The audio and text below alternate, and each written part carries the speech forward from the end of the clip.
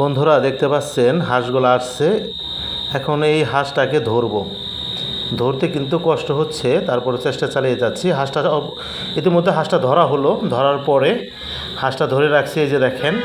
তারপরে কিন্তু হাঁসটাকে জব করতে হবে। তারপরে এই যে দেখেন জব করা শেষ। তারপরে কিন্তু রান্নার জন্য প্রস্তুত করা হয়েছে হলুদ মরিচ দিয়ে। তারপরে কিন্তু এই যে দেখেন কষান কিন্তু হলুদ মরিচ আদা সব কিছু দিয়ে কিন্তু পেঁয়াজ মরিচ সব কিছু দিয়ে কিন্তু এই যে রান্নার জন্য কিন্তু প্রস্তুতি করা হয়ে গেছে অলরেডি, দেখতে পাচ্ছেন। তারপরে কিন্তু এই যে দেখেন চুলায় দেওয়া হচ্ছে গোশগুলো, হাঁসের গোশ। দেখেন চুলায় দেওয়া হয়ে গেছে কিন্তু প্রায়। এই যে চুলায় দেওয়া হয়ে গেল। এখন কিন্তু নাড়াচাড়া দেওয়া হয়েছে। দেখেন টকটকা কালারটা দেখেন, একদম মাশাআল্লাহ খুবই সুন্দর। এখন চলে যাব পিঠা বানাতে। এই যে দেখেন পিঠা বানানো কিন্তু শুরু হয়ে গেছে। পিঠা কিন্তু অনেকগুলো পিঠা বানিয়েছি। দেখেন এই যে গ্রাম অঞ্চলের যে পিঠা, দেখেন খুব সুন্দর। পিঠা বানানো প্রায় কিন্তু শেষের দিকে। পিঠা বানানো হয়ে গেছে প্রায়, অনেকগুলো পিঠা বানিয়েছি।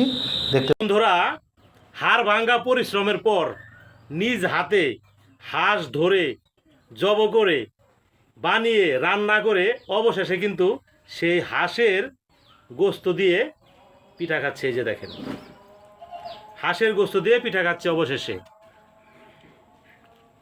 খুবই সুস্বাদু কিন্তু হাঁসের গোস্ত দিয়ে। এই যে দেখেন হাঁসের গোস্ত দিয়ে পিঠা। এই যে দেখেন খুবই সুস্বাদু একটা খাবার হাঁসের গোশ।